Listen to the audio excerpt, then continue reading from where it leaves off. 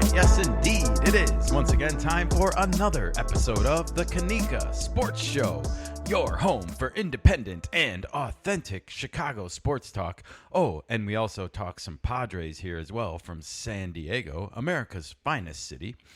I am your host, Kenny Time, on this microphone, and I am joined once again, as always, by my lovely co-host. She is the one. She is the only. Drum roll, please.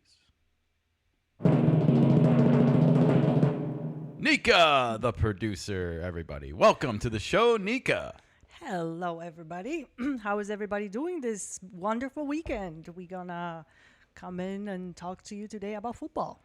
We do indeed have an NFL-centric show planned for you guys today, and it has been a busy week for Chicago NFL football talk. If you have a pulse or are aware at all, there's been some drama in the air, and I'm not talking about the NFL schedule release party, which happened on Wednesday night. And before we get into this whole thing, I got to say, it's been one thing after another, I feel like, because we've been wanting to get back on since we did our Bears draft special and do a follow-up show and keep the Bears talk going. And it seems like every time we get ready to do an NFL-centric episode or talk about something else happens and takes our attention away from it. Also, we do a baseball show twice a week, and we have to keep track of everything going on in Major League Baseball world right now. So aside from all that, we get busy, we get sidetracked, and we had planned on doing an episode this week to talk about the Bears' schedule after it was released on Wednesday. We did. And it turns out Thursday morning that whole thing got turned upside on its head. Good thing we didn't do it. Yeah, definitely. Good thing. And we waited. And so we've spent the last 48 hours kind of compiling everything that's been going on in Bears world.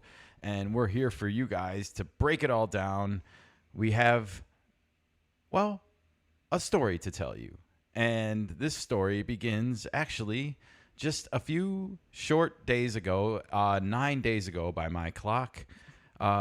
We have this picture that was posted by the Chicago Bears on their X feed, and it says year 2 loading, and we see Caleb Williams in his bright orange practice uniform, his quarterback's practice uniform, and no longer having as long a hair. It's a little bit tighter cropped around the head, and my first thought when I saw this picture is he looks a little bit more mature. He looks like he's aging in a good way. He looks a little bit more manly. For sure. Is that inappropriate to say in 2025? I don't know, he's everybody. Maturing. He's coming to his own as a quarterback. He's coming into his own as a man, and how he's going to look for the rest Mm-hmm. of his, until he starts to go on the other side of 40, like I am. Anyways, yeah, we get this picture here. It says year 2 loading, as you can see, May 8th, 2025. Looking good in the orange. And, of course, the Bears have this whole new coaching staff here now with Caleb Williams. And I am super excited about what that could potentially mean for the future of the Chicago Bears. But this story begins here because just 9 days ago, year 2 was loading, and, we had our new head coach. We had our new rookies coming in from the draft and getting their orientation and acclimation into Hallis Hall. And we get our quarterback back up there looking good, looking poised after let's be honest, it was a rough first year. He got banged around a lot. There were some highs and lows on the football field, but mostly lows. And then, of course, the punishment that came with that. So it's good to see our guy standing still and looking poised. Am I right? Absolutely. I'm sure he learned a lot from the previous season. I'm sure. So this was, a week ago from Thursday. Okay. So we're about, like I said, 9-10 days removed from this now as we talk about this over the weekend here. And I want to go next to Wednesday when at 5:02 p.m. promptly, the Chicago Bears posted on their X page a graphic of the 2025 schedule. We can see it here. We have all of the games, all 17. We know them all now. This was like a little bit of a process that was kind of built up, and the NFL's gotten really good at marketing the actual schedule release. It has its own show on NFL Network. When did this happen? I really don't know. It's definitely more recent and modern, and I think it's a part of the social media landscape and the everything is an event. And including now the schedule unveiling. And it's not just one schedule at once. You get little drips of information here. Like we knew, for example, that the Bears would be playing the Eagles on Black Friday, the Amazon Prime game. We knew that earlier in the week before the schedule release party happened on Wednesday night. Okay. So other things started to trickle out, and this is a big deal, and people love to speculate. You know who the opponents are going to be. You just don't know which order they're going to happen in. So here we have it. We get the Bears schedule, and we start to get ready to do our Bears schedule show on Thursday, potentially, and nah. The media had other ideas. We get this tweet on Thursday morning. I time-stamped it for you all, 9:28 a.m. That's Pacific time, being here on the West Coast. But as you can see, 12.4 million views since I clipped this, and it probably has way more than that by now. This is from Seth Wickersham. He is a senior writer for ESPN, and it just says book. Caleb Williams sought way around going to Chicago Bears via ESPN app. That's a lot to unpack there. And then you'll see in the actual picture, there's like a little, I don't know what to call that, a caption maybe. It says, QB Williams sought to avoid Bears, book details. Oh. This was a lot to process for Chicago Bears fans. Like I saw a lot of like, how are we feeling about this kind of stuff going on? But this was big breaking news. And before we get too far into it, I just want to point out a couple things. I screen grabbed Seth Wickersham's profile page on X here, so we could just see like he's a ESPN senior writer. He's a New York Times bestseller. And you'll see here in the top graphic, there's this book, American Kings, a biography of the quarterback by Seth Wickersham. So this is his new book that's coming out. And I actually traced this origin back to March 15th. It says, American Kings, a varied and thorough look at what it means to be a quarterback, will be out on September 9th. Waterfield, Elway, Unitas, Caleb Williams, Warren Moon, Manning, and Manning, and Manning. If you don't know what that means, I think it means Old Man Manning, Archie, Peyton, Eli, and now Arch is who's going to be up and coming in the draft potentially next year, but maybe 2027. I'm hearing Steve Young, Colin Hurley, Shaq Harris, Vanita Crouch, and more. As you can tell, this is a big book with a lot of names in it that are familiar and maybe unfamiliar, but Elway, Unitas, and Moon, surely any football fan will know. The Mannings, of course, and Caleb Williams. You see it right there in the middle of all of them. It was right there. We knew this book was coming out March 15th. But I don't think we knew to the extent of which this story was going to blow up over the past 48 hours with regards to Caleb Williams. Which brings us back to the article itself, Nika. Okay. To the tweet itself. And so, of course, when I saw this, you know what I did, right? I clicked on it. Sure. And I was really happy to see that ESPN had left this story unlocked on their website. It's still unlocked now. You can go and read it. We're going to go through it right now. The headline is the same as the X tweet. It says, book, Caleb Williams sought way around going to Chicago Bears. And then I screen grabbed it with this particular slide on the screen, or from a video that was at the top of the presentation. Now, I did not grab that video. There's really no need to, because it wasn't with Seth Wickersham. But I do want to point a couple things out here. First is this quote. Caleb Williams, as told to his father on watching film last season, quote, "No one tells me what to watch. I just turn it on." This is crazy to think that Caleb Williams was flying blind as a rookie quarterback in the NFL in the film room. Really, really tough to understand how that happened. Now, the other thing I want to point out about this is there's no byline on this article. It just says ESPN, May 15th, 2025, 10:43 a.m. Eastern. I thought that was really interesting because it doesn't have an author. This is not an excerpt from Seth Wickersham's book, as you're going to see as we read through this. So I honestly don't know who wrote this, or if Seth himself wrote this or not. I'm a little bit confused about that, and I wanted to point that out because it just says ESPN.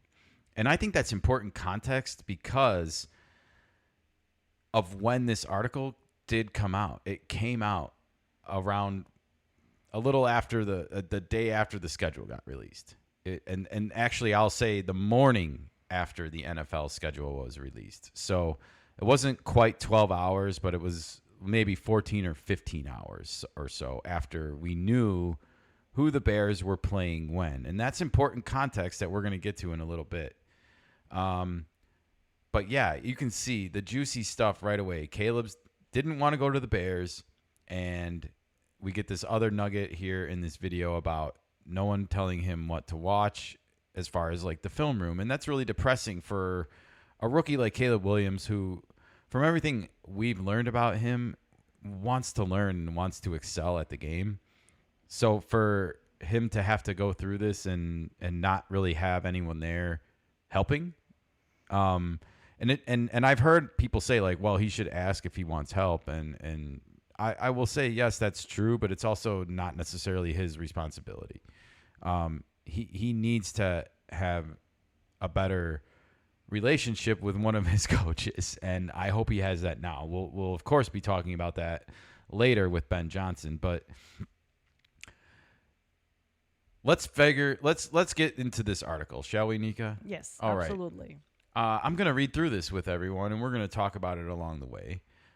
Let's just get started, shall we? Quarterback Caleb Williams was so concerned about being picked by the Chicago Bears in 2024 that he and his family weighed circumventing the entire NFL draft, consulting with lawyers to figure out a way around the league's collective bargaining agreement while considering signing with the United Football League, details from a forthcoming book reveal. Well, that is sure a whopper of an opening statement. They're promoting the book. You go from sought way to around going to the Bears to basically like circumventing the entire NFL draft process completely. Wow. I was intrigued when I read this. Like, holy crap, they were actually serious about this. Like, Caleb was going to try and pull an Eli Manning of sorts, you know, and like be like, I don't care if you draft me, I'm not going to play for you, and we're going to figure out a way around it on our end if we need to. That's kind of how this comes across. But correct me if I'm wrong. Caleb Williams' dad did not play football. He did not. Okay. I don't remember what I think he's just a businessman. Okay. I'm not. Don't quote me on that. I don't follow his dad's career. That's okay. The point is he's not a football player.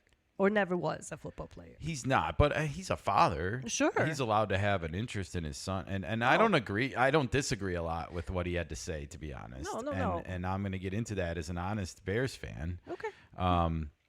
But he writes here, Chicago is the place quarterbacks go to die.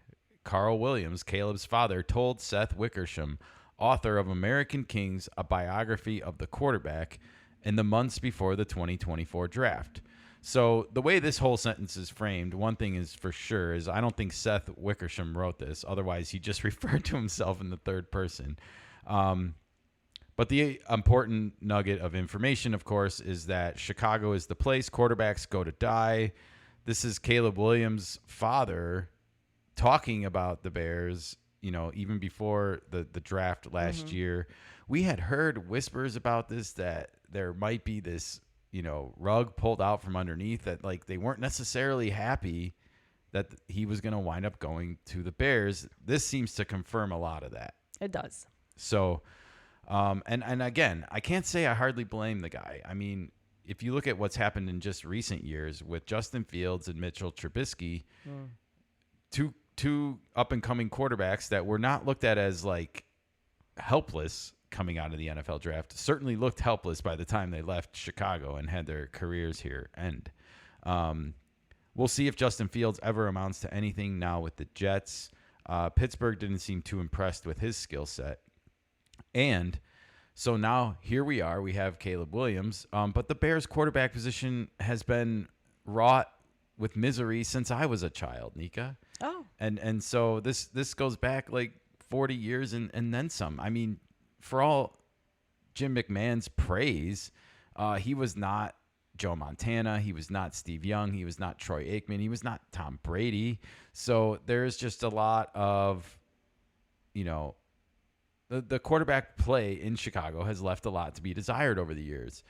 The best quarterback we had was Jay Cutler, and he's best known for being a meme smoking a cigarette on the sidelines. I was just going to mention that. That's what comes to mind first when you think of Cutler. It is the first thing that comes to mind. So think about that. You think Caleb Williams' dad doesn't know that? Oh, I'm sure he does. I think that's the first thing he thought of when he thought about the Bears quarterback was Jay Cutler hanging with a cigarette out of his mouth. Most likely. Or some version of it. Of course, I would say the second thing I think of when I think of Bears quarterback play before Caleb Williams is Rex Grossman, and that leaves a lot to be desired. And it wasn't all bad. We got to the Super Bowl with him, but we didn't get to the Super Bowl necessarily because of him. And we certainly didn't win the Super Bowl against Peyton Manning with him, even though Devin Hester spotted us 7 points right off the opening kickoff. So it just shows you that we've not gotten this position right throughout my entire lifetime. I was born in 1981. I missed the 1985 Bears by I don't remember it. I remember more watching the VHS tape at my grandma's house more than I actually remember being alive during the actual game itself. But I grew up worshiping that team still. Everybody in my family talked about that team, the 85 Bears, the best team of all time. And because of that, I still believe that to this day, that they were. And I wasn't even really alive for it. I was alive, but I wasn't consciously remembering it. Almost like a legend or lore. All right. Well, let's get through this last sentence here. Caleb Williams wondered aloud to confidants, do I want to go there? I don't think I can do it with Shane Waldron, former Bears offensive coordinator. That's the guy that got fired. He got fired in the middle of the season before even Matt Eberflus got fired. Right. That was the first casualty. He was the first casualty, and we're going to read more about Shane Waldron as we go on. But boy, oh boy, this brings me back, Nika, to before the draft even happened last year. You and I were spending a lot of time talking about this. I was excited. I was like, oh, my gosh, we're going to finally maybe have a chance to get a legitimate franchise quarterback for the Chicago Bears and someone that we can have for 10, 15 years. Like, what consistency could that do, and finally end all these demons? But what did the Bears do? They did the wrong thing. They should have cleaned house last year before they even drafted Caleb Williams and hired a head coach who, A, believed in him the way that they apparently believed in him, and B, a head coach who would then hire better coaches. We didn't have the right guy driving the car last year in Matt Eberflus, and the best thing that they could have done was clean out all of that garbage and just started fresh with a brand new quarterback and a whole new system. So everybody's on the same timeline, basically. Correct, because even though things are in a different place now. And again, we're going to talk about that at the end of the show more because we're going in order here. I think people will argue that he has lost a year, and you don't have many years Okay. of shelf life in your professional athletic career, and nobody wants to lose a year. So the fact that everyone's kind of telling him right now, you lost a year, I think is, it's going to weigh on his psyche a little bit. So, But maybe you frame it in more of a positive way. If maybe you didn't lose a year, but you learned through that process what not to do. well, I think there's something to be said about that. And I want to be clear. This is what a lot of other people are saying. I feel like there's a little bit more of a patient outlook in all of this.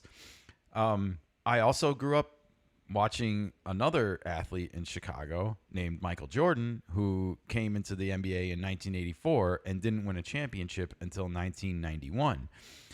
And he went through a process to get there, including with a team that was like in really bad shape when he got there. Just go watch the Bulls documentary on Netflix to hear some of the stories that were going on with the 1984 Bulls and hear what state the franchise was in during that time.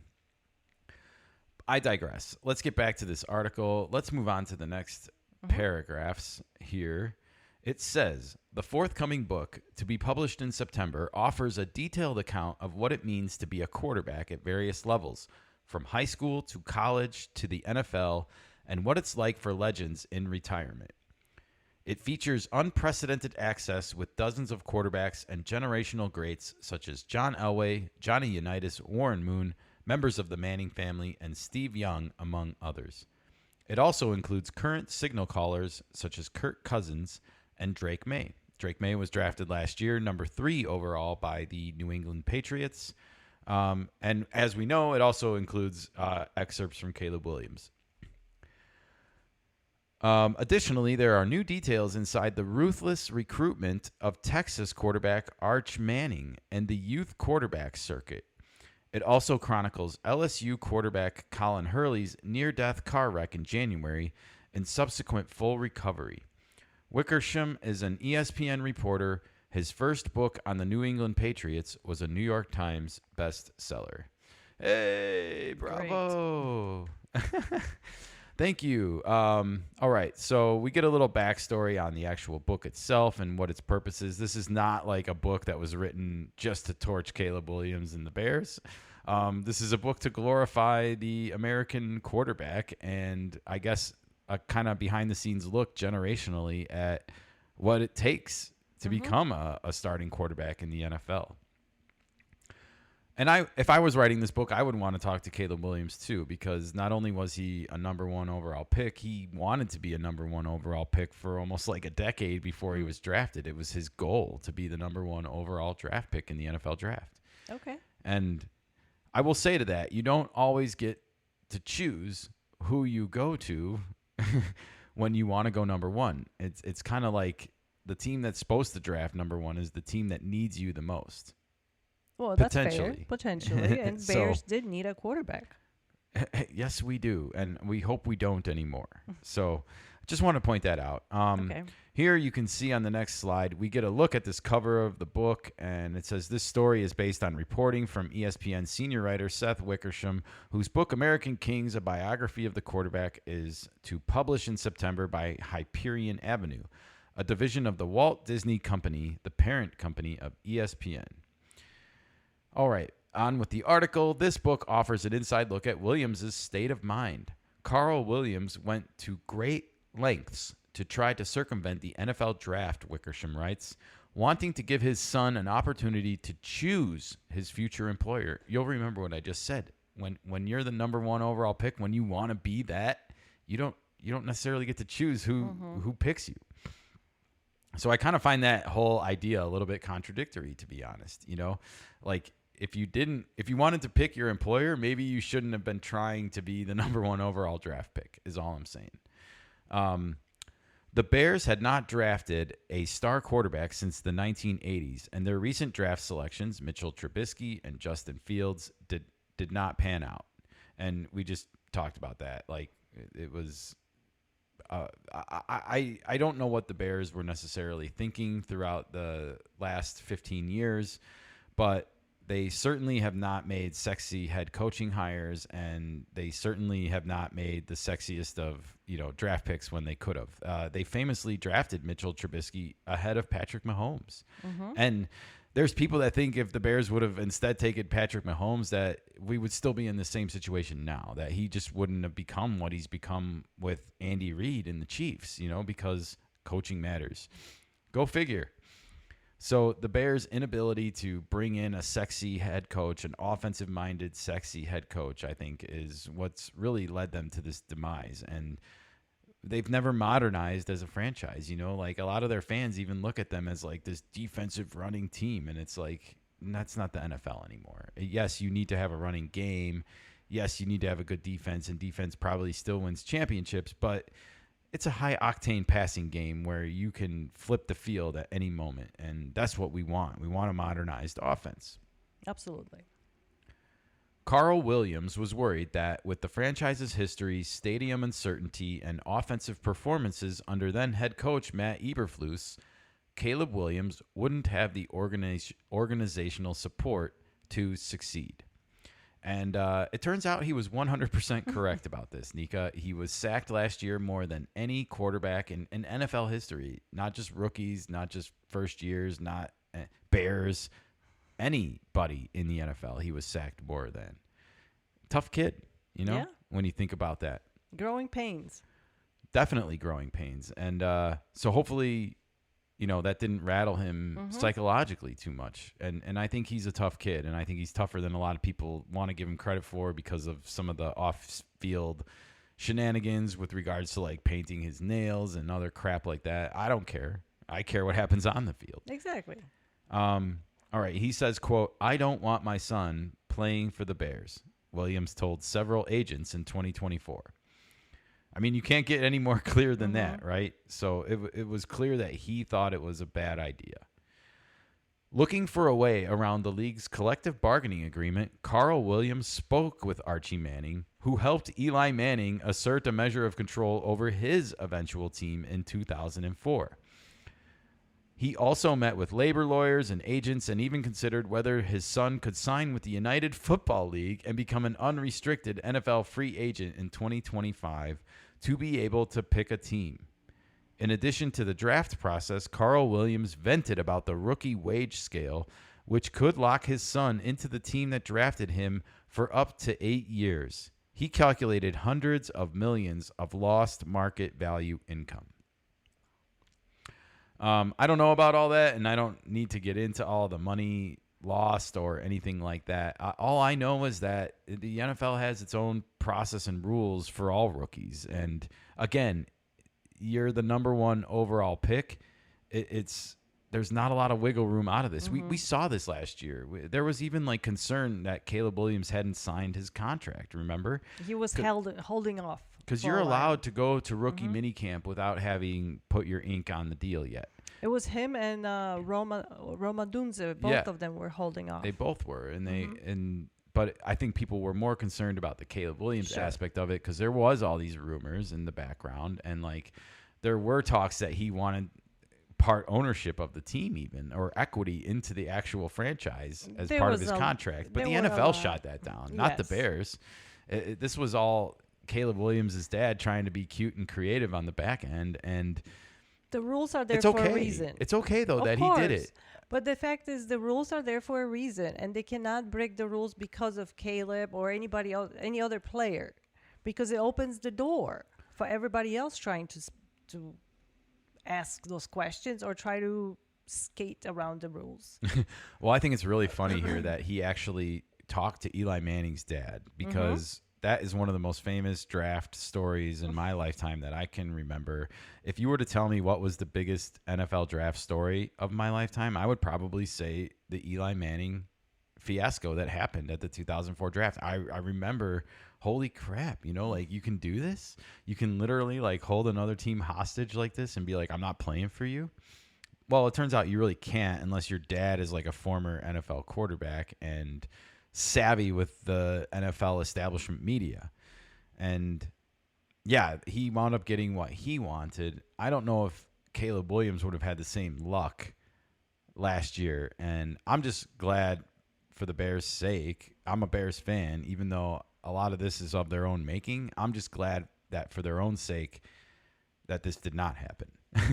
Because that would have been embarrassing, and it would put the word bear in embarrassing. All right, you can move on to the next one. It says, quote, "The rookie cap is just unconstitutional," Carl Williams told Wickersham, later adding that the CBA is the, quote, "worst piece of shit I've ever read. It's the worst in sports history."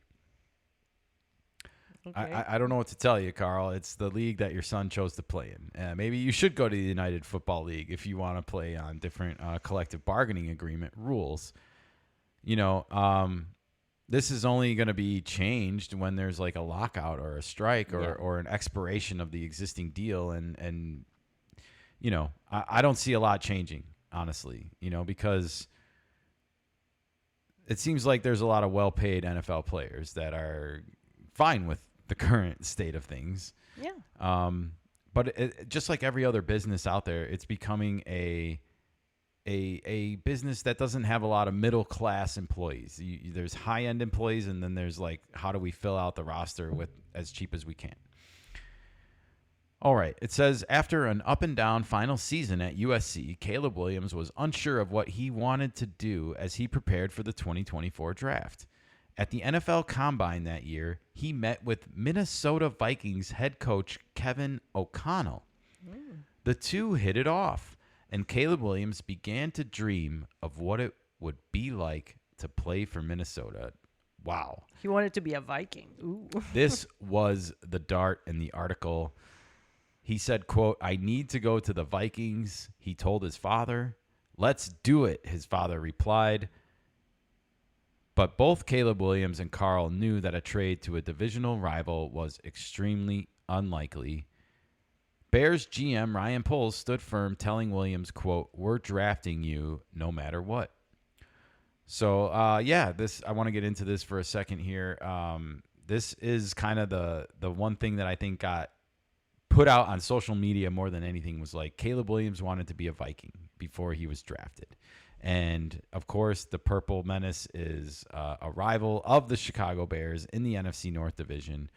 But I think more importantly, it shows something that Caleb Williams is looking for a mentor, like or a coach that he can bond with here, right? Like he was hungry to learn, and Matt Eberflus didn't know what hell he was talking about when it comes to like quarterback play at all. He's a defensive coach to start with.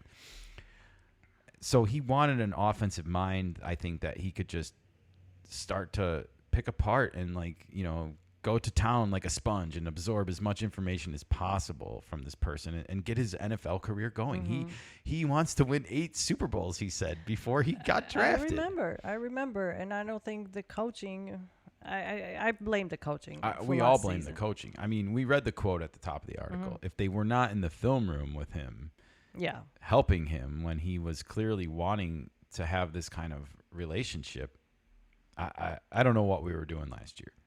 Yeah, even the Hard Knocks was a farce. We watched all of it, and you can see some of those scenes in retrospect of this, knowing all this now. Oh, wow. Yes, knowing it reinforces what we knew. Ridiculous. Yeah. I want to give credit to Ryan Poles here, though, for standing his ground, because he did a lot of work on the back end to even land this draft pick, and it is one of the most lopsided trades in NFL history. The trade that landed the Bears, Caleb Williams and DJ Moore. It's amazing, and there's more players on that list too, but including, I think, Luther Burden III, the new Chicago Bear wide receiver. All right. Well, interesting that they both had this realistic idea, though, that they were not going to be able to get out of this. And that left one option. I'm going to continue the article now. That left one option: to publicly attack the Bears and the city of Chicago, hoping that it would make the situation untenable, similar to what Jack and John Elway had done with the Baltimore Colts in 1983. You know, I was 2 when that happened with John Elway, and I always remember John Elway as being a Denver Bronco. And so I'm not totally sure about this background of this story. It's probably a tale for another time, but I can imagine that they attacked the ownership or the team or the state of the team, and to the point where the relationship was so toxic, there was no repairing it. Obviously, John Elway went on to have success with the Denver Broncos. He was one of the best quarterbacks of all time. He won a Super Bowl. Did he win 2? I don't remember if they won in 97 and 98 or just 98. I don't remember. But Okay. they did win a Super Bowl for sure with John Elway. And yeah. All right. So, quote, he's worried about me taking bullets, Carl Williams told Wickersham of his son. Quote, I don't care. I just don't agree with this shit, you know? I'm more interested in making sure that he can do what he wants to do. I think, you know, when it comes to working, for most of us, it's mutually beneficial, right? We all have a choice in it. And when you're drafted into professional sports, you don't necessarily have a choice of who you get picked by. Michael Jordan did not have a choice of getting picked by the Bulls. The Bulls picked him. And, of course, the rest is history. And so just like that situation, this situation was the Bears picking Caleb Williams, and they weren't going to budge, as we saw from Ryan Poles in the previous section. So I think this is just a father venting a frustration about, like, how the working process works at the professional level, and that you don't necessarily have a choice in who you play for right away. You can, of course, get to free agency someday and make that choice if you want to, but not at first. It doesn't work for anybody that way in professional sports. You have to prove yourself before you have some power to negotiate anything. Absolutely do, and it goes for every single sport, every single person drafted, even if you're the number 1 overall pick. Yeah. All right. It goes on to say, but Caleb was concerned that if they did try and the Bears refused to trade him, it would make a tough situation worse. In the end, Caleb Williams told Wickersham, quote, I wasn't ready to nuke the city. That's an interesting quote, because I think Bears fans would have definitely vilified Caleb Williams had he pulled some kind of Eli Manning on them or tried. You know, you're talking about the charter franchise of the NFL, the oldest franchise of the NFL, the team whose owner founded the league. And I know the Bears have seen dark days in recent memory, but there is still stature and, you know, prestige that goes along with that franchise for that alone. Do you think that Chicago would have burned down? Like, well, I no, I don't think so. I think they but just would have held his feet to the fire every time he visited, especially if he was somehow able to finagle his way into the Vikings uniform, you know, like he wanted. Ooh, it would have been ugly. Oh man, and it would have been ugly for his whole career. Yeah. And in retrospect, they should be glad that they didn't do this, and I'll talk about that at the end. Okay. After a pre-draft visit to the Bears facility, Williams believed he could be part of a process to turn the franchise around. Quote, I can do it for this team, Caleb told his dad. I'm going to go to the Bears. The Bears declined to comment. Oh, no shit. This is interesting. They actually didn't, and we're going to get into that, but they did comment because Ben Johnson made comments to the media about this story. So, well, they didn't comment for the book. They didn't comment for the book probably, but they did comment about this story. Okay. And so I feel like this is a little bit of misleading statement because Ben Johnson, we'll talk about it in a minute, got ahead of this story in a way.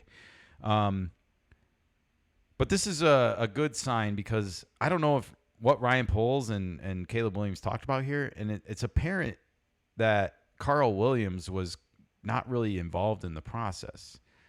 If he was watching from a distance. But he took a back seat, basically. He took a back seat. He let Caleb make the choice. And I think that's the best thing any parent can do, even when they feel like it's against their own judgment. Sure, but you have to make your own choices. And if you stick with them, you know, you have to take responsibility for it. And I think Caleb show that he did. It's true. And so even though he didn't really want Caleb to go to the Bears at all, he at that moment apparently decided to just stay out of it. Yeah. And he decided to support his son. Absolutely. I think he knew that Caleb was chasing a false sort of I don't know what was sold on him, you know, in terms of like what led him to believe he could be part of a process to turn the franchise around, as it says here in the article.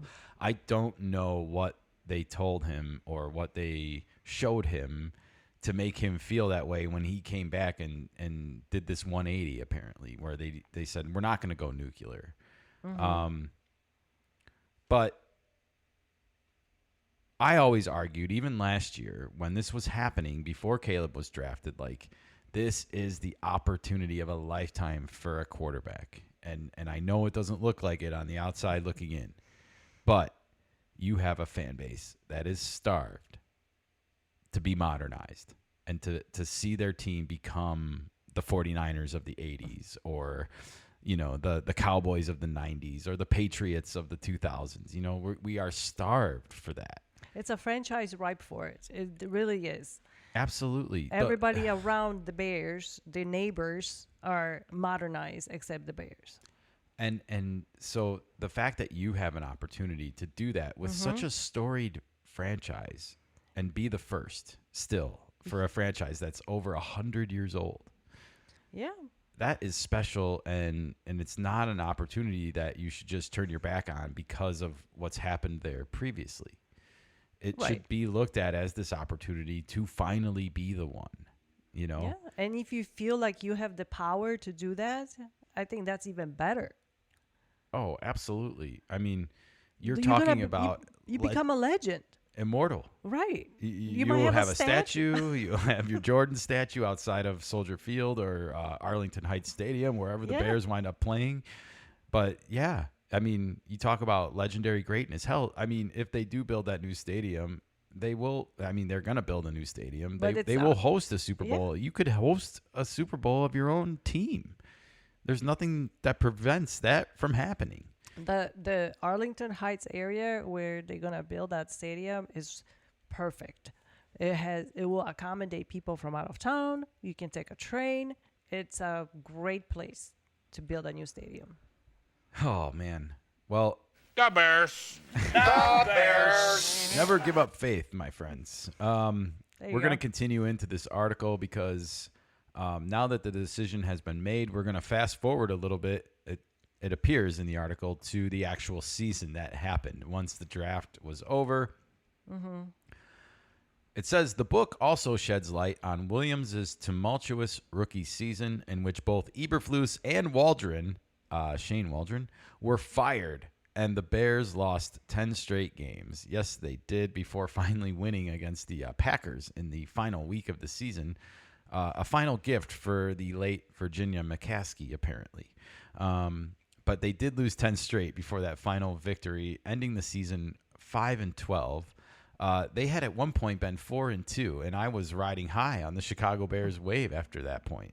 And it all went crashing downhill from there. 10 straight losses, as we just read, and it was ugly. The sacks, the losses at Washington, and some of those other, the Detroit Lions on Thanksgiving when we ran out of time. Oh, gosh.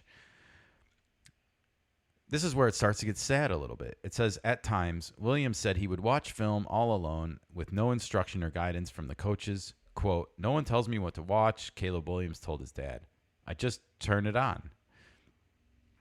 That's sad. I don't know what to say to this. You know, like, I've seen people commenting about this. I mentioned it earlier that, you know, there's blame to go on both sides of this because it's his responsibility to also ask for help. But is it really? Isn't someone supposed to walk him, like, quote unquote, how we do things here at Bears land? You know, like, we watch a lot of sports. We follow a lot of teams, and the teams that are the best in the business have organizational philosophy. They have an idea of how they want to do things. here it seems like there was no plan to like onboard Caleb Williams. Like, I don't know what you've been doing before, but this is how we do things here. And there was none of that. No. And it seems like they just left him to his own devices and trusted him to just figure it out himself or something.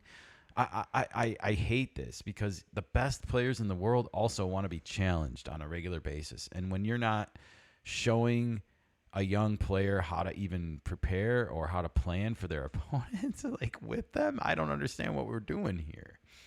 So, again, this goes back to really questionable decision-making by the Bears in the offseason last year before they ever drafted Caleb Williams as to, like, what the hell was the plan for what they were going to do once they actually drafted him. And it seems like they did not know. They just got tunnel vision and said, we're drafting Caleb Williams. That's it. So that's sad to me. Caleb Williams mostly played well as a rookie despite the coaching instability. For the year, he completed 62.5% of his passes with 20 touchdown passes and 6 interceptions. He was sacked a league-leading 68 times. That was that record-breaking 68 times. 20 touchdown passes and 6 interceptions is a really good ratio. And 62.5% completion is not too shabby. So it's kind of crazy to think that despite the fact that no one was helping him at all onboard him to become an NFL professional quarterback from what he had been doing previously in college, he still managed to be one of the best quarterback seasons we've ever had in franchise history. So I hope that explains a little bit of how talented this young man truly is.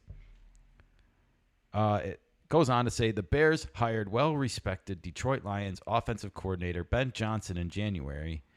Speaking to reporters in April, Caleb Williams was excited. No shit, everybody. I was excited. Everyone in Chicago was excited. There was even people tracking his flight from Detroit to Chicago and meeting him at the airport, like cheering, "Yay, we hired Ben Johnson." Like, seriously, the Bears have never... I spoke to this earlier. The Bears have never hired the big name coach since Mike Ditka, really. And I don't know if I'm too young to remember if Mike Ditka was even a big name before he was made Bears coach. But he certainly was a big personality, and it rubbed some people in the McCaskey family the wrong way, and it ended badly for Mike Ditka. But and then the Bears never had like this real, you know, I don't want to say big name because Lovey, but I mean, they just haven't had that big name coach coming in, the hot name from the offseason. You know, when they had a vacancy and there was these other names available, it was always like, oh, we're going to go with Dick Duran or some other uninspired choice. And I have nothing against these people, but they were never the inspired choice. And it was always a little bit off-putting, like, well, I guess we're not modernizing our team. So okay. I can understand why Caleb Williams was excited. I was excited. He said, quote, being able to be in this position, being able to have a first year the way I did, ups and downs, and then to be able to come in here, be as confident as I was last year, or possibly even more, and to be able to get here with the group that we have, I really can't wait to get to work with these guys, he said. Him pushing me is key. I know that, and he knows that. I can't wait, and to be able to help me learn more about ball because he's super smart, super sharp. So these are Caleb Williams' thoughts after the Bears hired Ben Johnson. And again, I think we see... Obviously, he's media trained. You know, he has been since he was 10. I don't think Caleb Williams would say anything truly. What's the right word? I don't think he would say anything too. Oh my gosh, I'm blanking out. Extreme? Well, I think I don't think he would like throw his teammates under the bus or throw his team under the bus or I don't think he would do that to the media. You know, I think he's smarter than that, and he's been trained better than that because he wanted to be the number 1 overall pick. So he knows this stuff. Yeah, he wouldn't throw anybody under the bus like that. You're right. So I think obviously we have to take what he's saying here at face value, but still I see a guy who was starved last year for knowledge and not getting what he needed in return from the people that were there. And I do think the Bears did one of the best things that they ever have done, aside from drafting Caleb Williams and holding firm. I have to give them props for that in light of all this, knowing all this was happening behind the scenes with Caleb Williams and his dad. And I'm sure the Bears knew about it. Oh, yeah. I'm sure they knew about it. So for them to step up and say, like, look, we're drafting you and there's nothing you can do about it. Like, You better I get hope on it didn't board. come across that negative or that, like, bullying. I don't think it did. I think they wanted him to embrace the challenge. No, the way this comes across is that they sold him on the opportunity I was telling you about earlier. Like, hey, you have a chance to come in here and save a franchise. And not from, like, death. The Bears are not going to die. They're a popular franchise. They make money. They can elevate the brand. But they've never had this. We've never had one of our own to dominate, like a Jordan dominating Right. the NBA, like Mahomes dominates the game for the Chiefs, or Brady dominated the game. You know, like, we've never had that kind of a quarterback. And it only took him a year to figure it out. Well, To put the necessary pieces around Williams in order to make that jump to Yeah. modern football.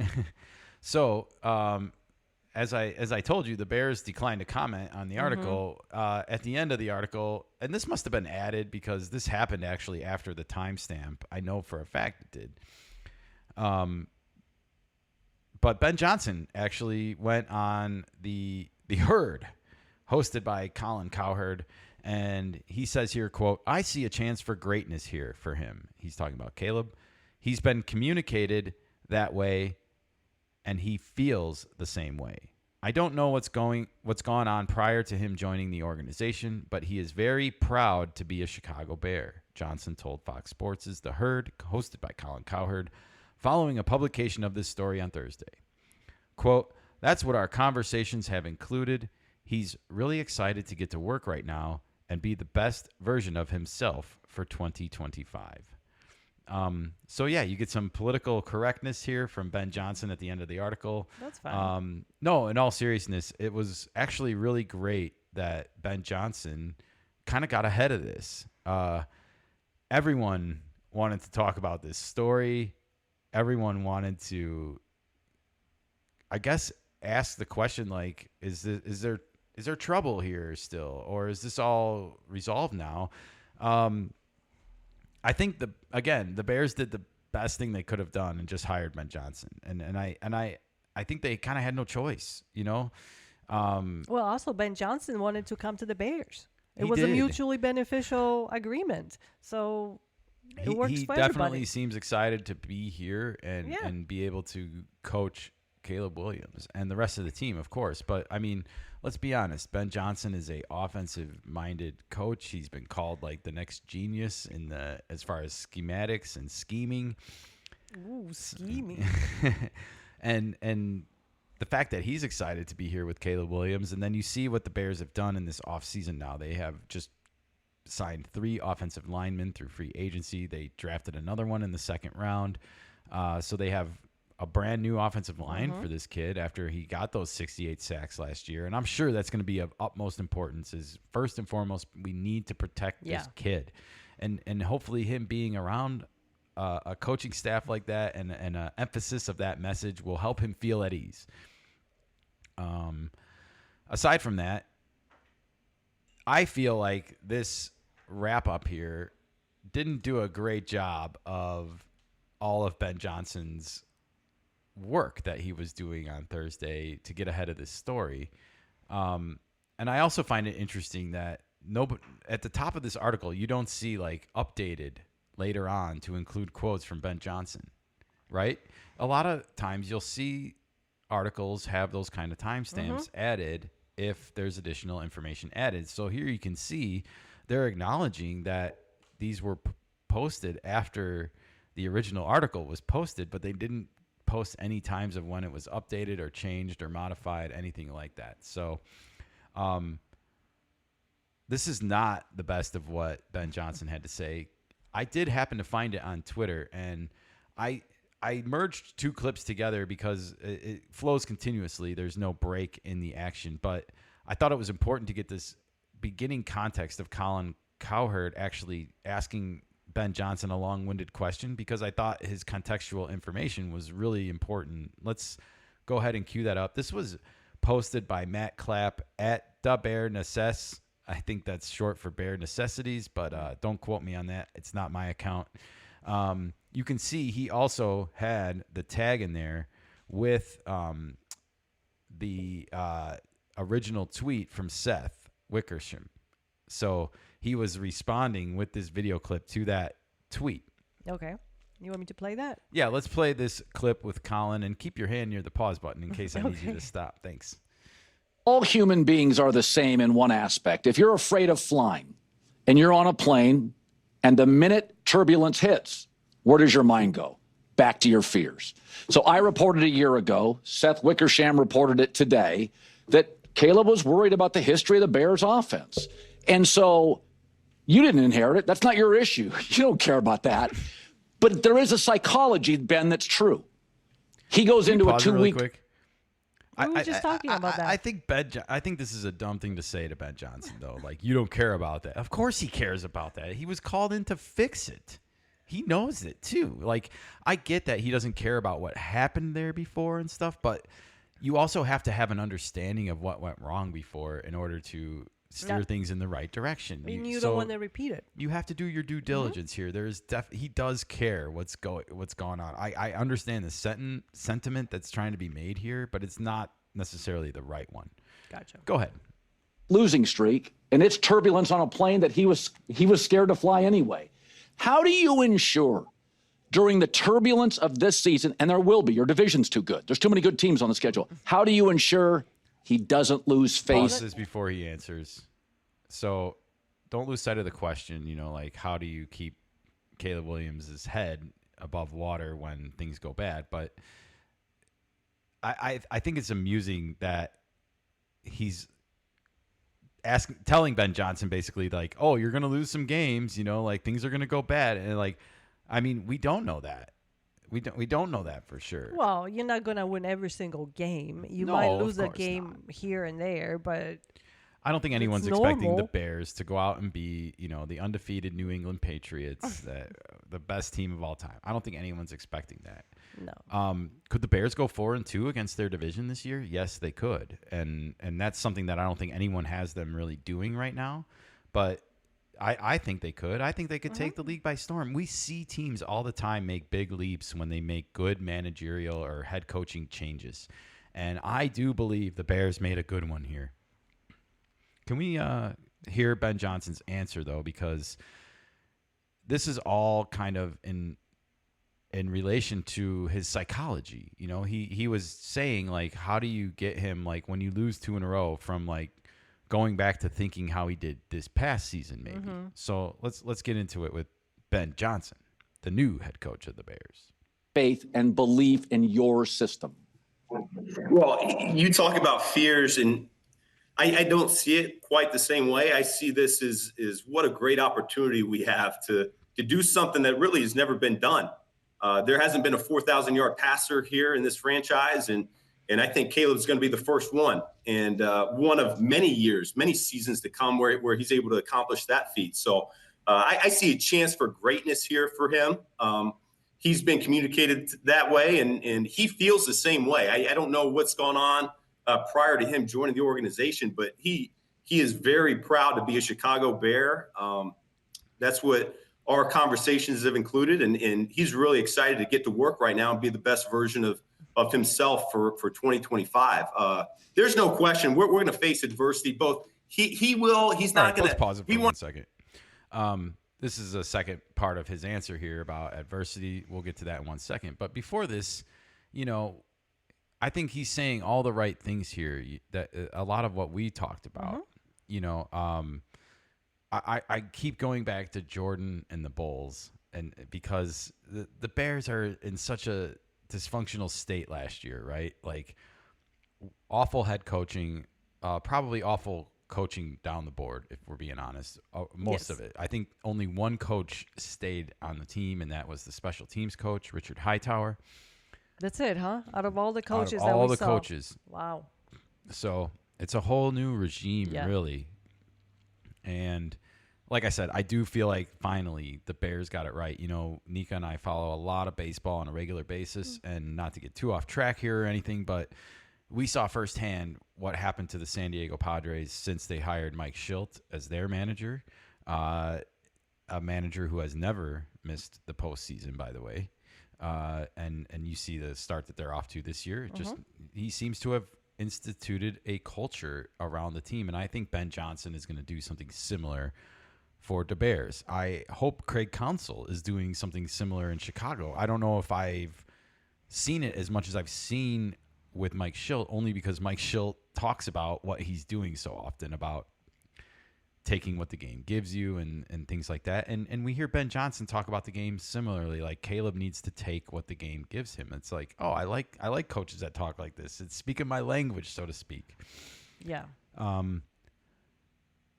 But I also feel like he understands that Caleb has a chance to be a superstar like Michael Jordan level for the city of Chicago. And that's very important, because if you embrace that, the sky is the limit. Yeah, and you have to embrace it. Yes. You have to look at this as like A the challenge. you know? Like in a way you were fated to come here. You have to believe that. Well, you in a make your own sense. faith. In a way. Yeah, I go back and look at that Bulls 1984 team. Look how bad and dysfunctional they were. Look at the state of what that team was in. And I think, you know, we hear MLB insiders wanting Paul Skeens to get traded already because he's on the Pirates. And it's like, let's give these teams that aren't so in such a great place an opportunity to at least take stock of what they do have and try to build something around it. Patience. Yoda. We've been learning this stuff for years and years and years. It's whatever fairy tales you want to go back to. We need to exercise more patience. Patience. The social media world has instilled a need for instant gratification into our society, and it's trickling into the sports world and the sports team building world now, to the point where it's like, Now, you have to fix this now. We can turn this around now, and I think sometimes it's harder, but it's better if you do a more thorough, deep dive, get into the weeds, clean it up, move on. You don't put a Band-Aid on a big wound. You got to clean it up. You got to do all the other stuff before it festers and before it heals. 100%. The same concept. Yeah. Nothing happens overnight. They didn't build the Rome overnight. No. It took years. The same with building a team. It takes a season, maybe two. It does. Who knows? This and let's get into this answer here, because he's going to talk about the struggles that are going to be still coming. All right, let's hear it. He will. He's not going to. We want to see growth from here to here over the course of the season. It's not going to be linear growth. It's going to be a little bit of ups and downs and stair steps along the way. But we want to see from game 1 to game 17 that we're getting better as a whole. And that's not just him. That's us as a team as well. So I'm excited. That's what makes coaching fun, is when the hiccups occur, when the adversity strikes, how do we respond to it? That's when you find out who you are as a man. Exactly. I mean, the one thing I really like about Ben Johnson and just hearing him here is he is going to challenge players to be better than they are. And that is an important aspect that gets lost in a lot of modern coaching. I think a lot of coaches are afraid to challenge players at the professional level because of their egos. And yet that's the easiest way to lose respect of your players as a manager, is when you don't challenge them. So I like the fact that Ben Johnson here is not only challenging Caleb Williams, but he's really challenging everyone on the team, you know, to be better, to come in and I remember when he said something at his opening press conference about be prepared to be uncomfortable, you know, like don't get comfortable anymore. Like we are going to shake you out of your apathy almost. But we are going to shake things up around here for sure. And it seems like, again, it's hard not to be excited because of how bad it's been here. And then you finally go out and you get a good quarterback in the draft, a potential franchise quarterback, and now you give him an offensive mind to actually work with and prepare with and plan with and attack with. Like, I see exciting things for my future as a Bears fan, and yet I won't believe it until I probably see it on the field, Nika. That's probably a good thing. It probably is, but it's hard not to be excited about what could possibly be. For sure. All right, well, kudos to Ben Johnson. As you can see, this was time-stamped at 11:43, and that article went out at 9:28 earlier, I showed you. So almost within 2 hours, he was on with Colin Cowherd on his podcast or his show here. It looks like it's on FS1, Fox Sports, but it's also on YouTube and everywhere else you can find social media. Just And like that's we where we are. found this. And so, yeah, kudos again to Yes. getting out in front of this story before it had even 24 hours to permeate without no comment from the Bears. I mean, I cannot believe that ESPN printed that and then didn't remove the statement Oh, I can. after Ben Johnson came out and commented on it. He literally is paid more than Ryan Poles now. I'm not saying that he has more influence, but he has more influence. He does. It's It's his team. It's his how- show. How things work. The more you get money, the more influence you got. Come on. It's his But- show now, and I think the NFL draft proves that. So, Perfect. all right. Well, this became a huge topic, and that's why Mm-hmm. we wanted to get on and talk about it. Look at this, Nika. We got Mike Florio. We got Rich Eisen. We've got The Score, our favorite Chicago sports station, and we got ESPN Chicago even getting in on this. Everyone wanted to talk about it. You can see the view counts, even for Rich Eisen there, 283,000 people. So, hey, hopefully some of those people tune into our show and hear what we have to say about it, because it's obvious that they want to hear stuff about this Yeah. topic. I guarantee you that you've not heard anything about this topic like you've heard it here, because we love to hold the mainstream media to task. And yeah, the one thing you see here, Caleb Williams didn't want to be with the Bears before draft. Caleb Williams really, really didn't want to be drafted by the Bears. It's like the same person wrote all these Yes. headlines. And That's the mainstream media. I would go a step further and say Caleb Williams almost pulled an Eli Manning, or Caleb Williams almost tried to be or wanted to be a Minnesota Viking, or something a little bit more sensationalism even than this. But it's more interesting. This is very plain Jane, if you will. It is plain Jane, and I wonder if it's that way by design. Like, Yes. they don't want to draw too much Well, attention on this. Like, they no. don't want to give future quarterbacks any ideas. Like, It's a talking point that went from above, and everybody got it, and it's it. I'll say this. If Caleb Williams couldn't circumvent the NFL draft process, I don't think anyone else has a chance to do it in the future. You know, like, he Shador was. Sanders didn't do it either. Well, he had other problems. Yeah, he needs to show up for class on time, it sounds like. Different topic. Well, I wanted to quickly go back and look at the Bears' schedule. Oh, okay. Because if you look really carefully, you can start to piece a few things together. And I don't think this story coming out at the time that it did is by accident. The first game on that schedule is against the Minnesota Vikings. And if you flip to the next slide, Nika, you can see that the Bears' X account posted a little bit on the same day as all this was going on, that the Bears were hosting the Minnesota Vikings on Monday Night Football, September 8th, to kick off their 2025 season. Prime time, ESPN game. Wait, isn't that who released this art? ESPN. Of course. There was information in there about Caleb Williams wanting to be a Minnesota Viking, wasn't there?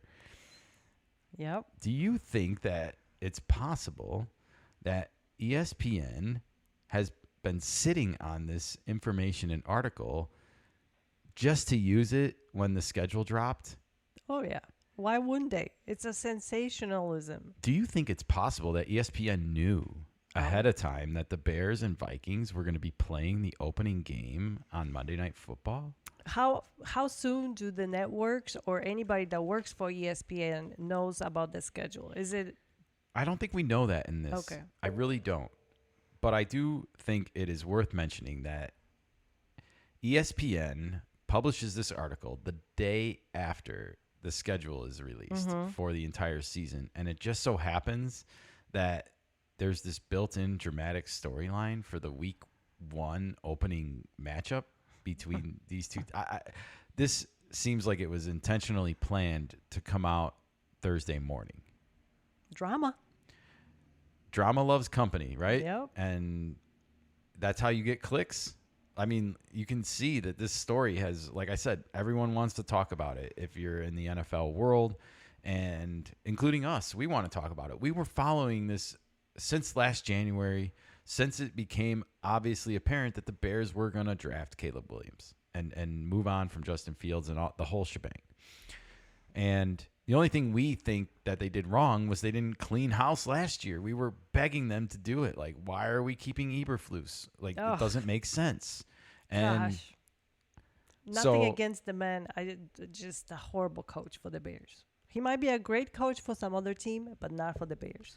Yeah. So I just want to call out ESPN though on this because as we go back and piece this together, March 15th, we see this tweet come out announcing Seth Wickersham's book. And then, so someone had to have read it by then, I'm guessing. People at the network had read it, maybe some friends, colleagues, but certainly some executives.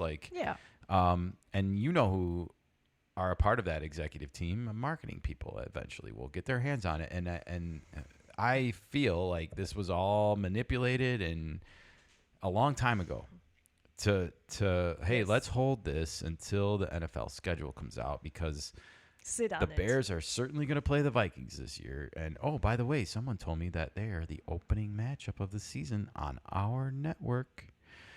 And Seth was like, hey, I like this. This is good. They're going to get a lot of attention on this book of mine, right?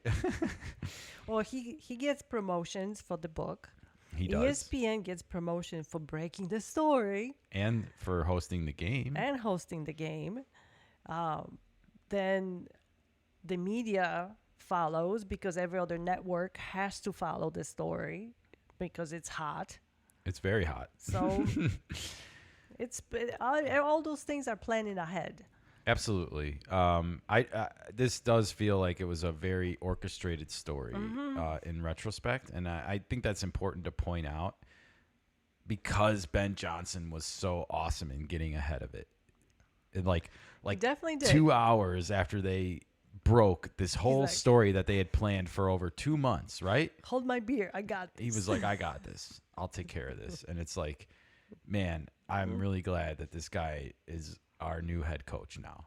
And that, you know, he's brought instant respect and credibility back to the Chicago Bears instantly. I don't think Eberflus would respond the same way if this would happen, if he would still be the coach. No. Not as even if he said the same exact words, word for word, it wouldn't have come across the same way. It wouldn't have come across as forceful as it did. And the slate is now brand new when it comes to the Chicago Bears and the players and the coaches and the relationships because, like I said, they're all new, except for Richard Hightower. Don't mean to throw you under the bus or anything. You got to keep your job because you actually contributed something of value on a team that had a lot of problems. So that's a feather in your cap, sir. But yeah, for the most part, brand new regime. It's a new day in Chicago Bears football as far as I'm concerned. And look, my challenge to you, Caleb Williams, and to everyone there is to go out and become the 1990s Bulls. Go and shove it in everyone's face. Everyone thought that it was going to be the Lakers and Celtics forever, and it wasn't. There was a decade of Jordan, and we had 6 titles in 8 years. You guys can do the same. And all you need is one, and you're all going to eat for free for the rest of your lives. So keep that in mind, and you get those Chicago steaks. That's good. Yeah. But I would also say this. In light of all of this coming out, I think from what I've seen online and the back and forth and there's the before the draft drama now, and then the after the draft drama, this drama of last season, and we have this whole now new opportunity with Ben Johnson. But because Caleb Williams is the one who ultimately told his dad, I'm going to go to Chicago. I'm going to go and try and do it for the Bears. It is time, everybody in Chicago, to put your full support and weight behind this young kid. It's hard to go against your dad. Sure. It's hard. And he did that. And he did that for the Bears. We don't really know why he did that, but we know something happened at that meeting. And I guess I like to think, I want to believe that he sees what I see here. Mm-hmm. That he sees that I have an opportunity to do something for this NFL team that almost no other team can compete with. The glory and the legendariness that would come with being a champion here just once. I know, but he needs the pieces around, and I think that got reinforced for him. That we will get you the pieces you need. We will get you the protection, the receivers, everything. The coach, the coaching. That's the one thing I think they gave him this offseason. And I would say this to Carl Williams, to the father. You know, if he somehow happens to see this, I know that it took a roundabout long way to get there, but I don't think you can really be mad now that your son has wound up with the highest coveted offensive guru mind that was available this past offseason. And I think because of Caleb, that's what the Bears got. Exactly. I think the Bears knew they did your son dirty a little bit last year, and they made up for it. And so... Okay. You can be mad and you can cry that your son lost a year of his life playing for Matt Eberflus, but you can also take, some comfort in the fact that they went out and fixed the problem as best as they possibly could by hiring Ben Johnson. So, like I said, it took a roundabout long way to get there, but I think he's in the right place now. He's with the right person. I hope he is Phil Jackson to Michael Jordan as that happened. That'll be great. It would be. So, and the next game they play is with in Detroit. Yeah. So that's fun. The home games are in orange, by the way. I think you're looking at that graphic. Oh yes, I was. Mm-hmm. So. We have the orange games. We have we have Minnesota at home, at Detroit, then Dallas at home, and then at Las Vegas Raiders, and then the bye week. So, look, I think it's possible we can be 3-1. I hope we're not 1-3. But either way, we'll be there sticking with this team, and we will be covering this team, and hopefully this era of greatness that the Bears are about to embark on. Fantastic. All right. Well, that's the article and that's the schedule, and that brought me right back to the beginning again with Caleb Williams, year 2, loading, and we'll be waiting and watching it load in real time right here on the Kanika Sports Show. Loading and leveling up. Yeah, it's kind of funny. It's like we had this picture posted 9 days ago, and now all this stuff has happened and nothing's really changed. He still needs to go out there and prove it this year with the new coach. And, Caleb Williams has a lot to prove, I'm sure. And I think he wants to prove it. That's what's good about it. I don't think there's like pressure on whether or not he really wants it or not or anything like that. I think the pressure on him is to actually just do it. And I feel like he's gifted enough and talented enough that if he shows up and tries and applies himself, that good things will come to him. Okay. All right. Well, this was a fun story because Chicago quarterback play is notoriously awful, and there's so much that you can look at this and be like, yeah, I probably would have felt the same way if I was Caleb Williams about to be drafted by the Bears last year. Just the fact that there is a story But when you're a number one pick as a quarterback, you know you're going to go to the team that needs you the most. So knowing that, you should have those expectations that it's going to be the Bears or some other team that they traded for the spot at that moment. But That's that was the one expected. thing, right? It's like you have to have some idea Right. that whoever is going to be drafting number one overall isn't doing it because they were good last year. Right.